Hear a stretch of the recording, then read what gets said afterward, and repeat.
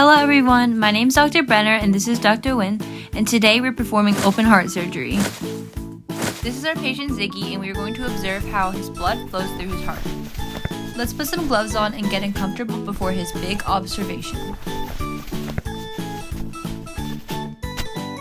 On our operating table today we have gloves, scissors, and of course Ziggy. Let's take a look at his patient card, shall we? Ziggy the goat. Check. Is he here for an observation? Yep. Is he here to check his blood flow? Yep. Is his blood type AB positive? Yes.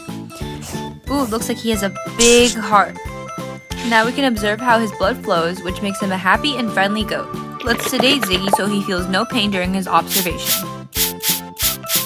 Dr. Wiafe takes the anesthesia and sprays enough for Ziggy to be completely knocked out.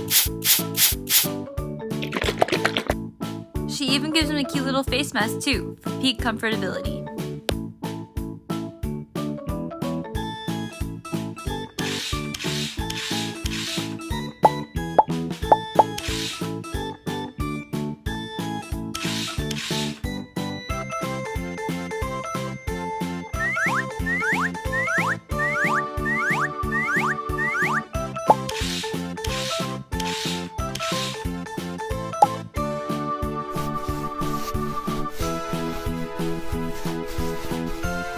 Like every good doctor, Dr. Wiafe outlines the cut she is about to make before she uses her scissors on her patient. But first, a fun fact. Did you know that newborn babies have the fastest heart rates? Okay, now we can begin to cut Ziggy open and officially start the operation.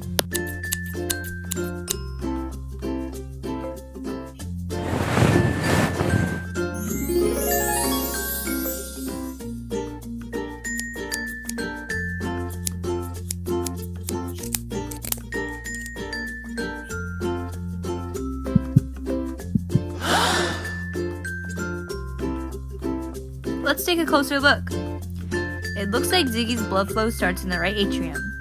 It then goes and ventures through the tricuspid valve, which is in between the right atrium and the right ventricle. The blood goes through the coronary sulcus, which then goes through the right atrium, approaching the right ventricle. Now the blood vessel is in the right ventricle, approaching the interventricular sulcus, and continues its journey through the pulmonary semilunar valve. Remember, the right ventricle also has papillary muscles. The valve then leads the blood vessel into the pulmonary trunk, and the trunk extends into a pulmonary artery, and that is where the blood vessel escapes into the lungs. Ziggy's lungs will then take the carbon dioxide from the blood and send oxygenated blood from the lungs through Ziggy's veins. The pulmonary veins lead the blood to flow into the left atrium and through the bicuspid valve, leading the blood to the left ventricle. In order for Ziggy's blood to return to the right atrium, his blood must flow through the aortic valve, which leads to the aortic arch, allowing Ziggy's blood to go into his body. Looks like it's time for another fun fact. Did you guys know that your heart pumps 2,000 gallons of blood a day?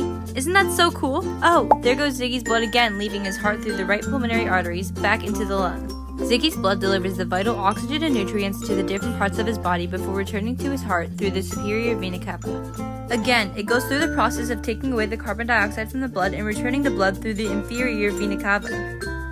The inferior vena cava at the apex of the heart leads the blood right back into the right atrium, right where his blood began in the first place.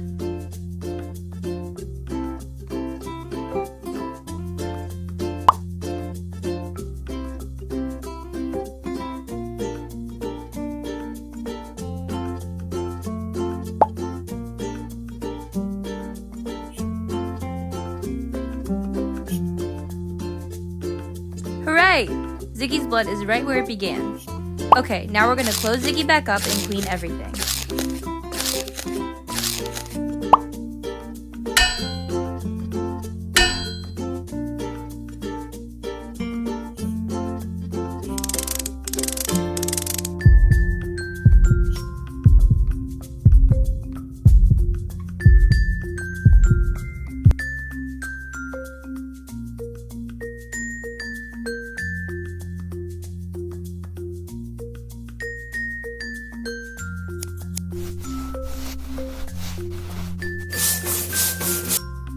Let's wake him now and tell him his procedure went really well.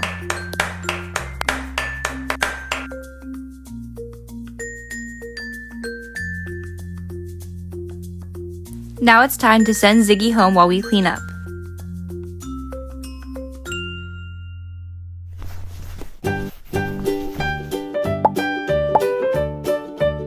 Here's one last fun fact for the road. Did you know that laughing is good for the heart?